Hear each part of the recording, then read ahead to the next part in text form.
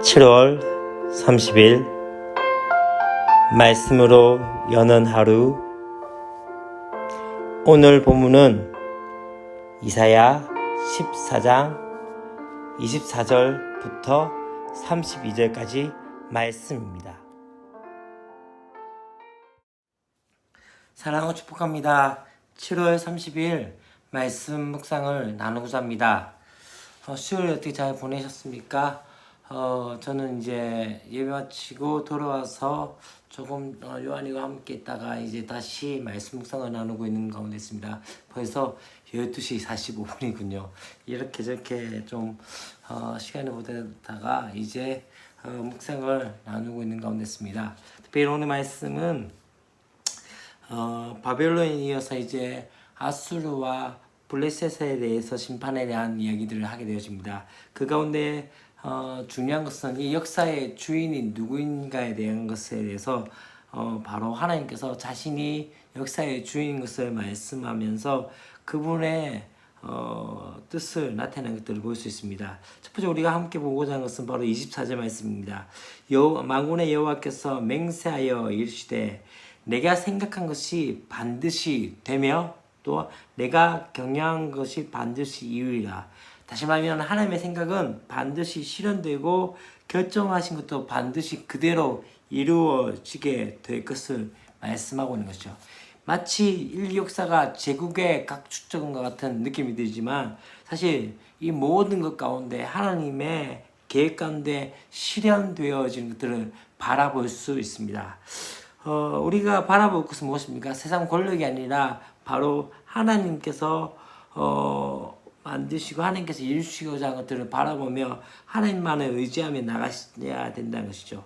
하나님을 믿는다는 자체가 무엇입니까? 그것은 그분의 선하신 뜻과 또한 의지가 반드시 실현된다는 것을 믿고 그에 따라서 행동하는 거죠. 다시 말하면 그분의 말씀대로 우리는 살아간다는 것은 그분의 뜻이 그렇게 이루어질 것을 바라보며 믿음으로 나가는 것입니다. 그거 난 다음에 이제는 어떤 이야기가 옵니까? 25절부터 27절까지 말씀 가운데 이제는 하나님께서 이 아수르에 대한 심판에 대해서 이야기합니다. 지금 이 포악한 아수르를 심판하시겠다고 말씀하면서 또한 이스라엘을 굴레 씌운 그 멍에를 벗기실 것에 대해서 말씀을 하고 있는 것이죠.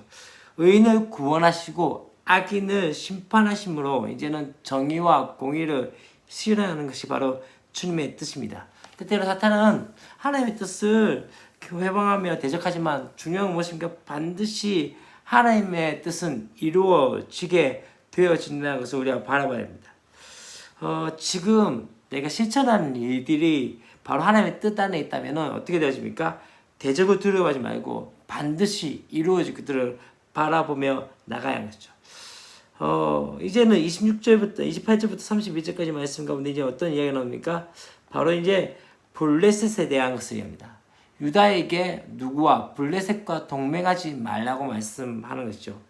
지금 친아수르 정책을 폈던 바로 이 아하스 왕이 죽고 난 다음에 이제는 블레셋은 이 유다 왕 히스기야에게 반아수르 동맹을 제안하게 되어집니다. 사실 지금 마침 이 아수르도 위기를 맞고 있기 때문이죠. 그러나 하나님의 뜻은 무엇입니까? 유다가 애굽이든 반아수르든 간에 그 동맹이든 간에 열방을 의지하는 것을 기뻐하지 않으신다는 것이죠. 왜요? 역사의 주인은 누구냐고? 강대국이 아니라 바로 하나님이시기 때문입니다.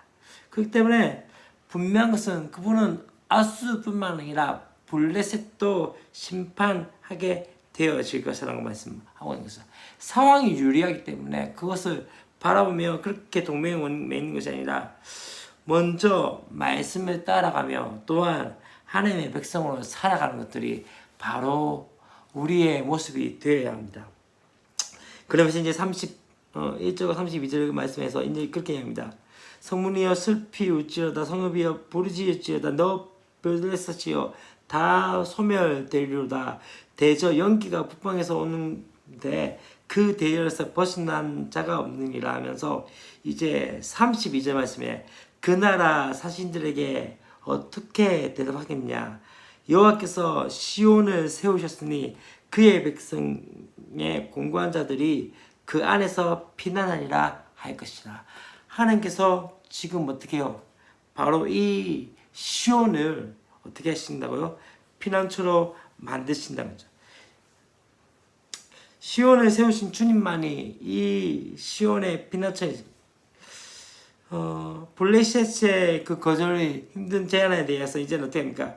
이제는 하나님의 백성이 답할 말이 되는 거죠. 무엇을 의지하며 어디를 의지할 것인가? 하나님만이 우리의 의지라는 것을 말씀하고 있는 것이죠.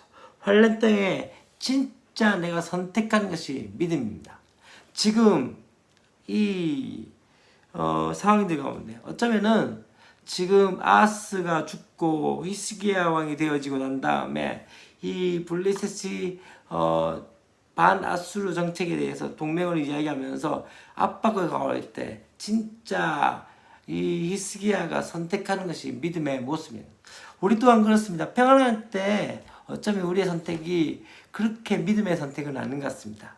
그러나 정말 중요한 것은요, 우리가 불리하고 어렵고 힘들 때 진짜 내가 무엇을 선택하고 나가는 것이냐가 참 중요하다고 생각이 되어집니다. 열국이 또 열방이 또 우리의 삶과 환경이 때때로 우리 뜻대로 되지 않을 때가 있습니다. 그러나 하나님의 뜻이 이루어질 것들을 바라보며 믿음의 선택들을 하는 저와 여러분이 되었으면 좋겠습니다. 기도하겠습니다. 하나님 아버지 감사합니다.